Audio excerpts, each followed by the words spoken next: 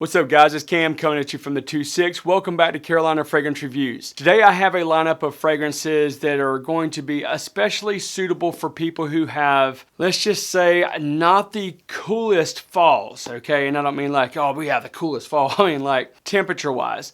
So these are going to be more like transitional fragrances where you're going to have some mixed weather. You'll have, some warmer days, you'll have some cooler days. But these are not going to be too heavy if it's a little bit warmer. But if you do have, like colder falls in some cases, like Mike from 5280 was like sending me pictures that they had snow already in Colorado. So I envy you. We have heat and mosquitoes and gnats, and that's that.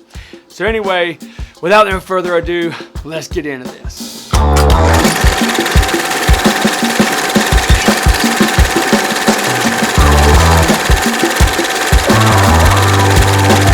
Before we get into today's episode, I want to give a big shout out to today's sponsor.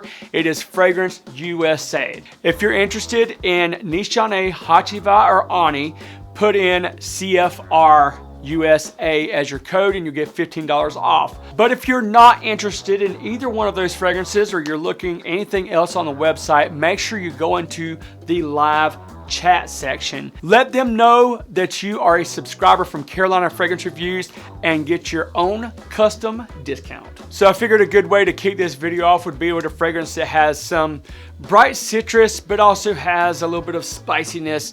It is the original Azzaro Wanted. It has good performance, good projection. It's really versatile. Can't take the guesswork out of this fragrance though because it just simply works. It's got some lemon, cardamom, tonka, a little bit of spiciness, really sexy, just a perfect fragrance. And if you know that it's going to be hot that day, this is a perfect evening scent. Even if it's, not like super cool, it would still work on a nice, mild evening. Now you guys know how I like my gourmand fragrances. So without getting into those really deep, rich, and decadent gourmands, this is going to be a much lighter gourmand and a very, very sexy one at that. It is the Chronic from Byron Parfums. Now no, this is not your left-handed Chronic. This is the Byron Parfums Chronic, and this fragrance does have kind of a little bit of a youthful vibe. So if you're younger and you're looking something that's more on the unique side but still really mass appealing, that will definitely pull compliments, get people's attention, without getting into those more complicated fragrances and complex where you're like, I don't want to drop this money on a fragrance, it's not going to work. This one's pretty much a safe bet. It's not overly complicated whatsoever. So this one has a little bit of spice with black pepper. It also has some amber and some sandalwood. A little bit of a simplistic fragrance, but it just a very effective fragrance. Sometimes I have said, less is more. This is one of those circumstances. I have heard people say that this kind of has a little bit of a bubblegum vibe. I kind of see that a little bit, but don't think like bubblegum like Ultramall or Invictus. I don't get that type of bubblegum. I understand the sweetness of it. It does have a little bit more depth and dimension. It doesn't smell like one of those synthetic bubblegum fragrances, if that makes sense. Next fragrance up is actually one that I boasted would be perfect for summer romance. But it's also perfect for year-round, I think. Now, when it gets like stupid hot, it might be just a little much. I'm talking about the 2019 release, Instant Crush from Mancera. This is a very long-lasting fragrance. This is a very sensual fragrance. I really have grown extremely fond of this fragrance. I will, wear it consistently for a while and then I have to just take a break from it because I like variety in my life, but I'll get about 10 fragrances that I'm kind of ham on and I'll just wear them consistently and then I'll change it up. But this one has got a lot of wear and then I had to back off of it. So I think now that fall's coming, I'm going to experiment more with the colder weather with this fragrance. This is the iconic blend of rose, amber, and jasmine. Just a fantastic fragrance. This is one that people have also said that had, some similarities to Baccarat Rouge 540. Some people have actually said that they like this better than Baccarat Rouge 540. That's very subjective. You know, everybody has their own personal taste. One thing I will say about this fragrance is it performs, and it works in all different sorts of, you know, circumstances. If you were going to wear it for, you know, more of a casual situation or wear it to work, I would definitely say go lighter on application. Next fragrance is a vanilla fragrance. And I love me some vanilla fragrances, and they can be done in so many different ways. And then, you know, I'll go crazy over one here and there, you know, like a summertime vanilla, a winter vanilla, or a fall vanilla. But one of the best fall vanillas is from Serge Lutens. This is Un Bois Vanille. Now, I actually had a decant of this fragrance, and it was, you know, it was a decent size one. I think it was like a 30 ml or something, and I finally went and bought a bottle. Now, I bought it, I think it was like the latter part of last year in the cold weather. I haven't worn this fragrance since. Boom.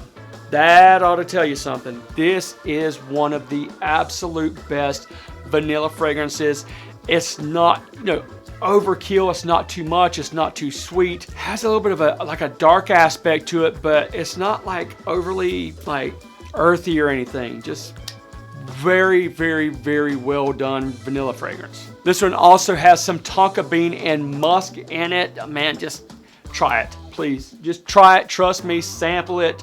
Just, you know, freaking just try it. Next fragrance is a creamy amber leather and woods fragrance from one of my favorite brands, Nasomato, and this one is Duro. Let's just do that wow factor on the distribution of these fragrances. Look at that. Controlled mist.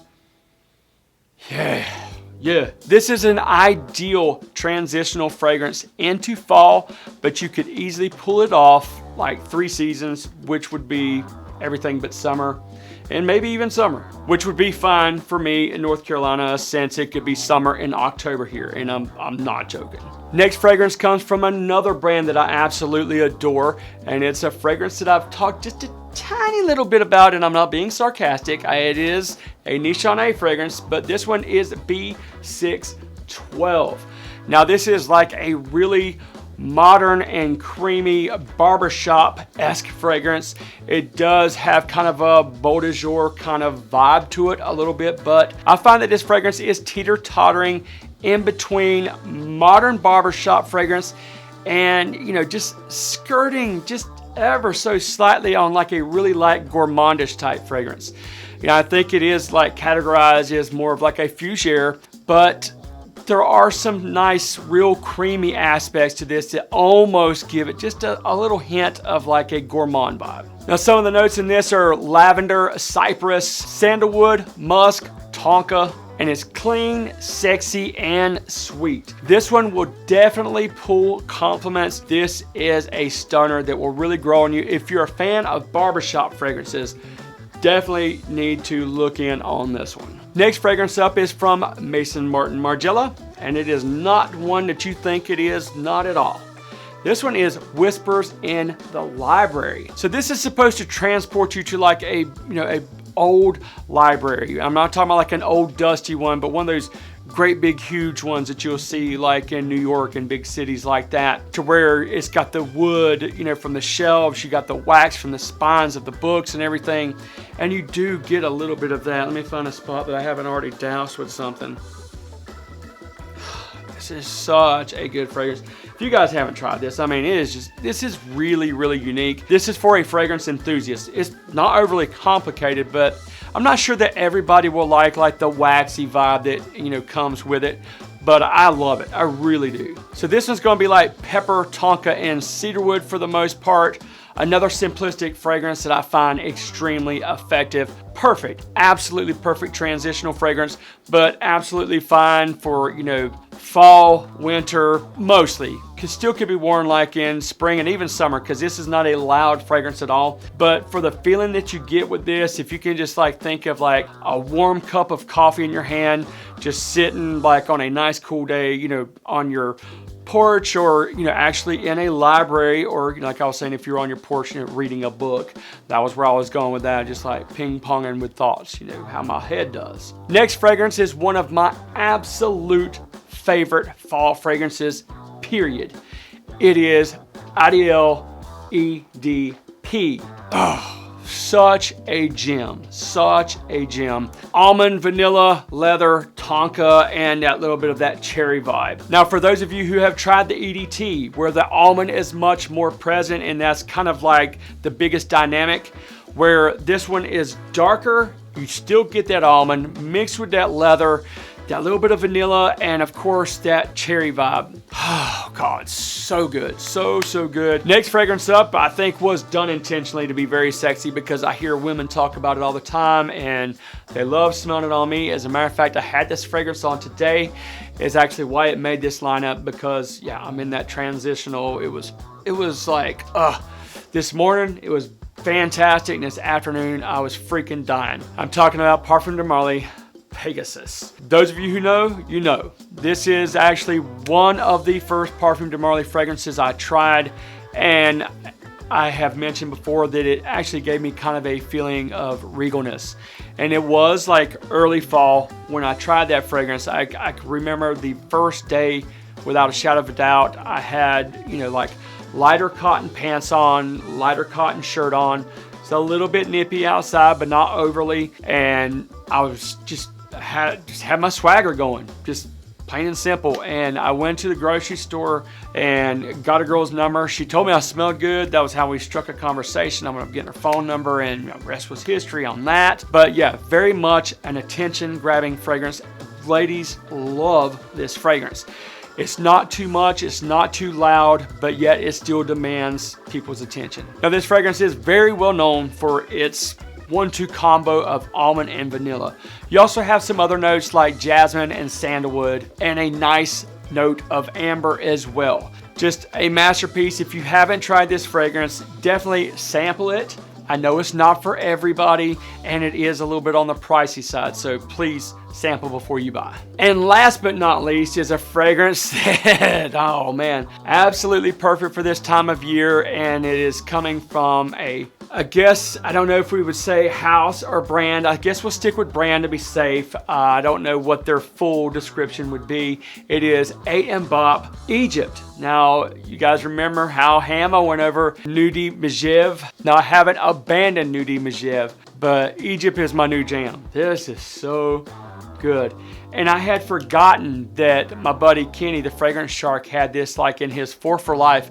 I understand why. This is, oh man, so good, so well blended.